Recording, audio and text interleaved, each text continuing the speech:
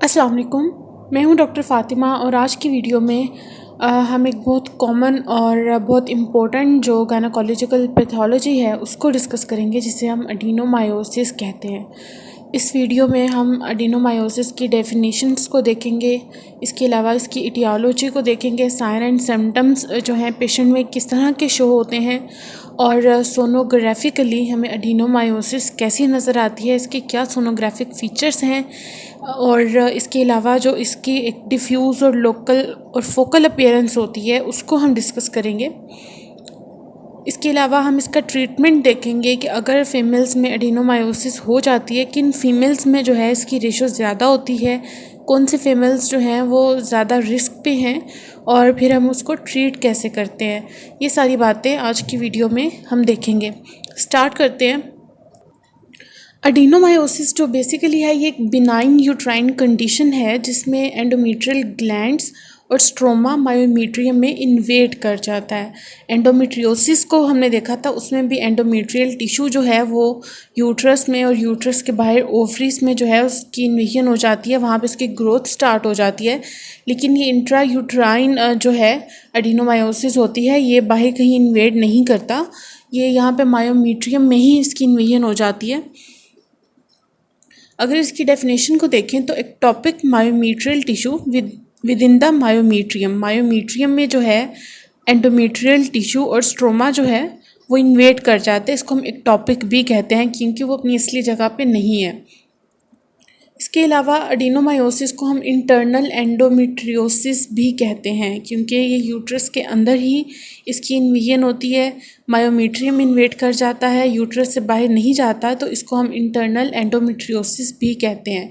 अगर इसकी इटियोलॉजी देखी जाए तो इसमें बेसिकली 4 प्राइमरी थेरीज़ हैं जिसकी बेसिस पे हम कह सकते हैं कि इन फीमेल्स में जो है वो इसका रिस्क ज़्यादा होता है, और जो इसके कॉजेज़ हैं किस वजह से जो है ये फ़ीमेल्स में एडिनोमायोसिस हो जाती है।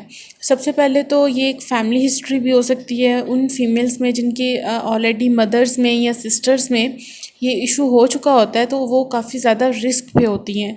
इसके अलावा अगर कोई ट्रॉमा हुआ है, और इसके अलावा वायरल ट्रांसमिशन जो है उसके थ्रू भी एडिनोमायोसिस हो सकती है। सबसे जो मोस्ट कॉमन इसकी कॉज है वो इरेगुलर हार्मोनल लेवल्स हैं।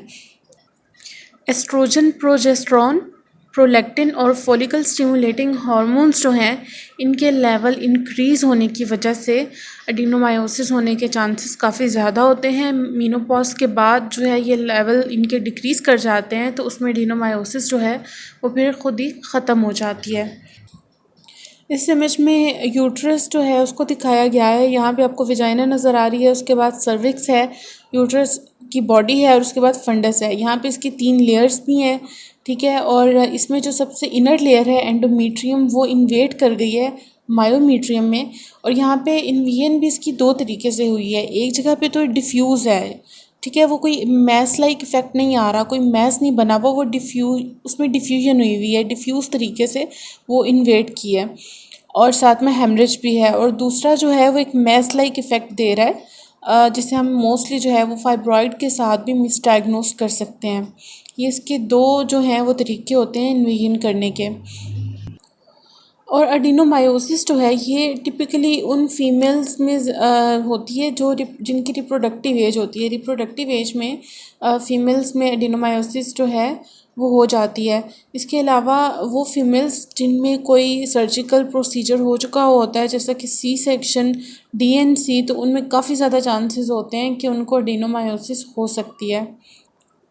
एडिनोमायोसिस जो है वो डिफ्यूज़ भी होती है और फोकल भी होती है। डिफ्यूज़ एडिनोमायोसिस को हम इन्फिल्ट्रेटिव एडिनोमायोसिस भी कहते हैं, और इसमें यूट्रस जो है वो इनलार्ज्ड हो जाती है, जिसको हम ग्लोब्यूलर यूट्रस भी कहते हैं और बल्की यूट्रस भी कहते हैं।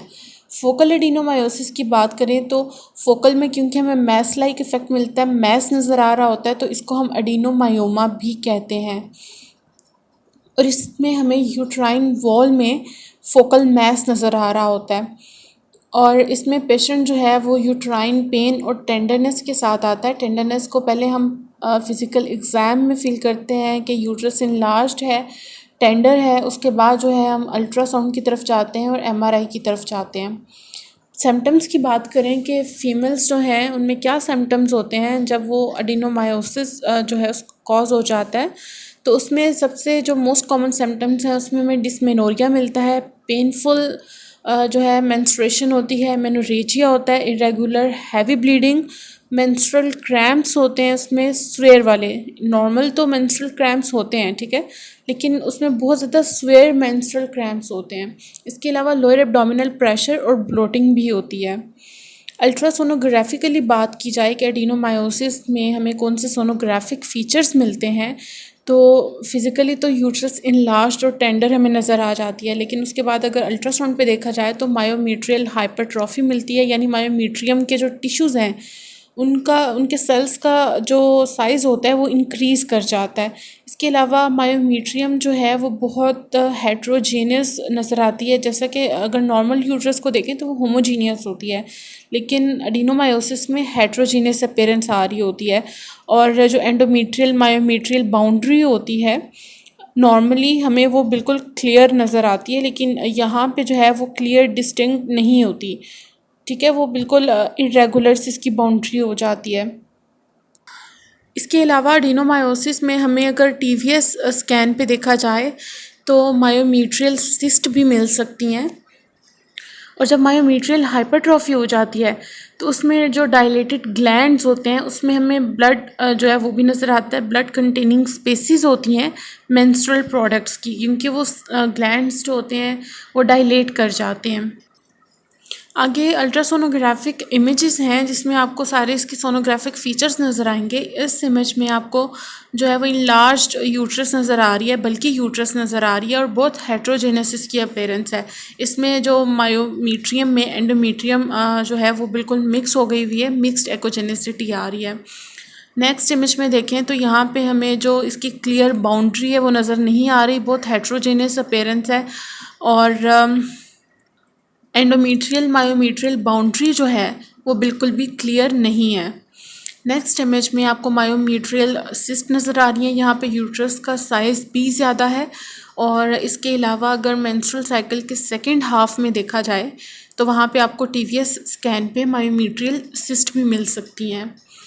ये सारे जो है ये सोनोग्राफिक फ़ीचर्स हैं। अगर ये सारे सोनोग्राफिक फ़ीचर्स प्रेजेंट होते हैं, यूट्रस इनलार्ज्ड है, इसके अलावा बहुत हेट्रोजेनियस उसकी अपीयरेंस है, मायोमीट्रियल एंडोमीट्रियल बाउंड्री जो है वो क्लियर नहीं है, और मायोमीट्रियम में हमें स्मॉल सिस्ट नज़र आ रही हैं, तो ये सारे एंडोमायोसिस के सोनोग्राफिक फ़ीचर्स हैं।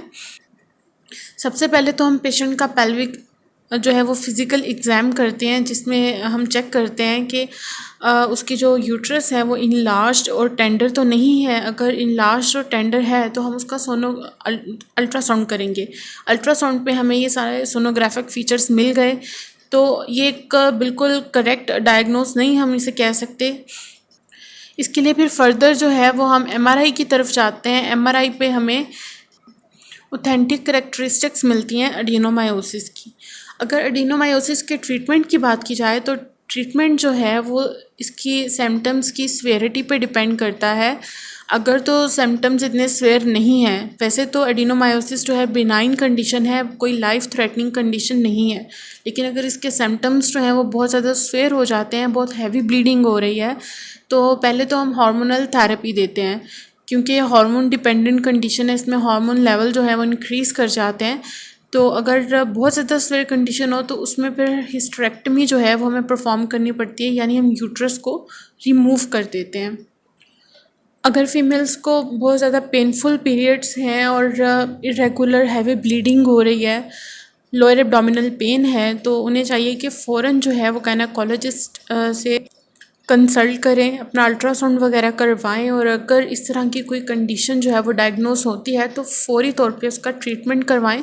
बेशक ये लाइफ थ्रेटनिंग कंडीशंस नहीं है, लेकिन अगर सिम्टम्स फेयर हो जाएं तो एक नॉर्मल जो हेल्दी लाइफस्टाइल होता है उसको कैरी करना बहुत मुश्किल हो जाता है। यह हमारा आज का टॉपिक था जिसमें हमने एडिनोमायोसिस को कवर किया। इंशाल्लाह नेक्स्ट वीडियोस में मज़ीद हम गायनेकोलॉजिकल पैथोलॉजीज़ को डिस्कस करेंगे। मेरे चैनल को सब्सक्राइब कीजिए, वीडियोस को लाइक कीजिए, शेयर कीजिए। अल्लाह हाफ़िज़।